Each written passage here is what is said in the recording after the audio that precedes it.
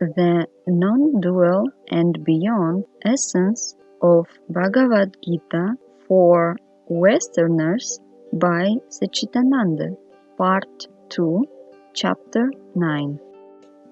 Namaste. In Satchitananda Spiritual Teacher YouTube channel, we are starting a new series of videos about the famous holy scripture Bhagavad Gita. The holy text for Westerners is really difficult for understanding.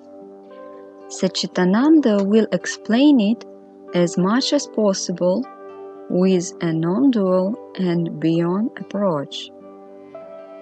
You are most welcome to leave your questions in the comments below this video, and Satchitananda will address them in the next series of videos.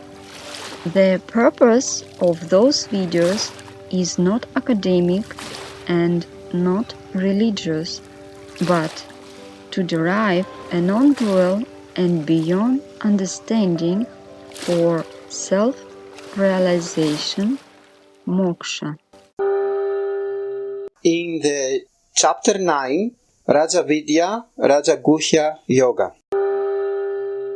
In chapter 9, we can discover the two natures of Isvara. The lower Saguna nature, which has attributes called Apara Prakriti, and the higher Nirguna nature called Paraprakriti. So in the first three verses, Krishna introduces the topic of Nirguna Isvara Jnanam as the ultimate knowledge. This is the greatest knowledge, the greatest secret, the most sacred, directly attainable, unopposed to Dharma, very easy to pursue, and imperishable. Here we have the nature of Nirguna Isvara with 6 features. All this universe is pervaded by me, whose form is unmanifest. All beings are in me, still I am not in them. The real God is Sarvagatam. That means it pervades everything.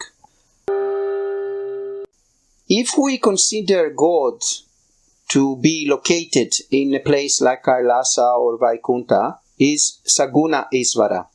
Although Nirguna Isvara is everywhere, including Kailasa and Vaikuntha. It is through Saguna Isvara Jnanam that one comes to Nirguna Isvara. The real God is not available for our senses, for our sense perception, because is avyaktam. Any divine vision is only of Saguna Isvara. The real God is the support of the universe. The impurities of the universe cannot affect Nirguna Isvara, just like the space cannot be affected by any kind of impurities that may contain it. God is the Srishti, Tithi, Laya Karanam, the root cause of the origination, existence and dissolution of all creation. Here a question may arise. If God creates the world, doesn't he become a doer, a karta, who has to enjoy the fruits of his karma?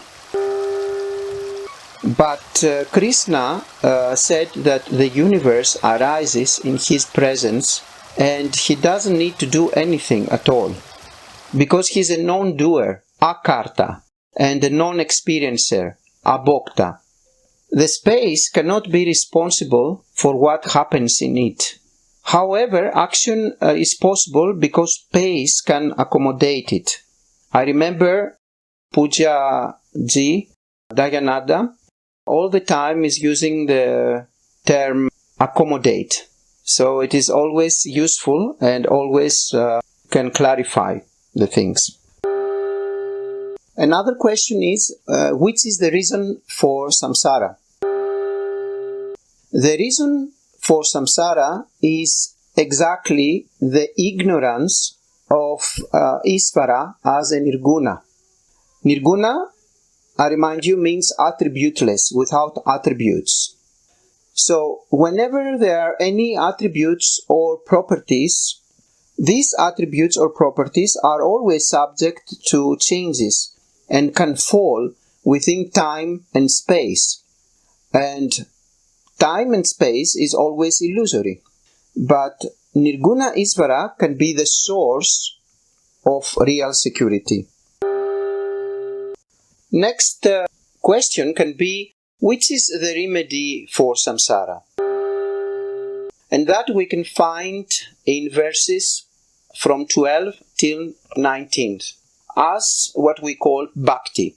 In chapter 7, bhakti culminates in jnana yoga. Ajnanam or ignorance is the cause of samsara. Jnanam or knowledge can be the only remedy. We can see three levels based on sadhana about bhakti. Karma rupa bhakti, bhakti when we do any form of actions. Upasana rupa bhakti, bhakti in the form of worshipping or meditation. And then Vedanta vichara rupa bhakti, bhakti in the form of jnana yoga.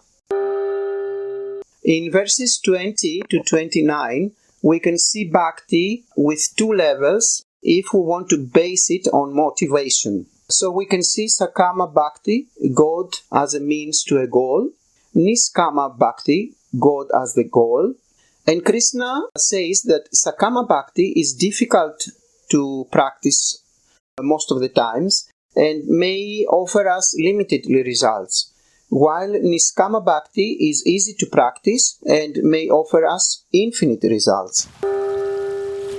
From 30 to 34, we can see that bhakti have several gradations according to the practice. One can start anytime at their particular level of Sakama or Niskama Bhakti, or Karma, Upasana or Jnana Bhakti. And Krishna explains that anyone can become a bhakta, even a corrupt person or a person disadvantaged by location, birth, etc. Krishna concludes this chapter and explains how somebody can become a bhakta.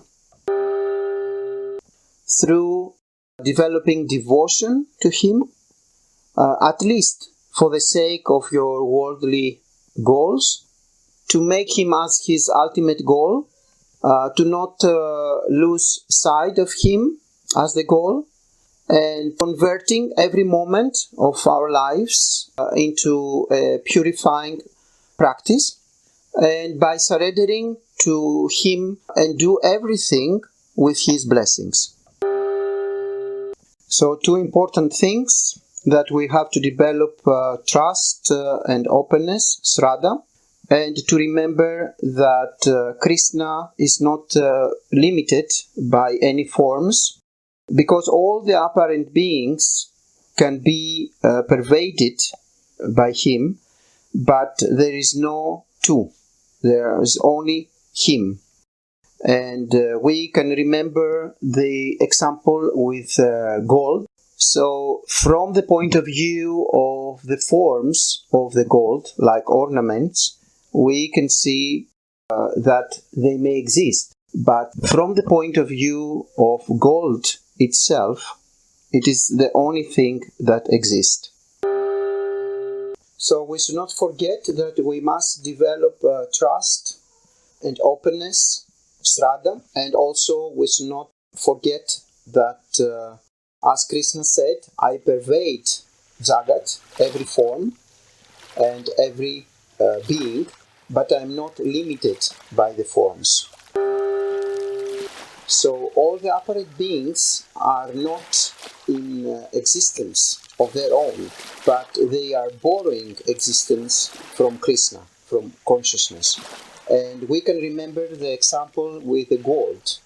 We can say that Krishna is like gold, and all the different forms of gold, they exist only from the standpoint of the forms. But from the standpoint of the gold, they do not exist, only gold exists.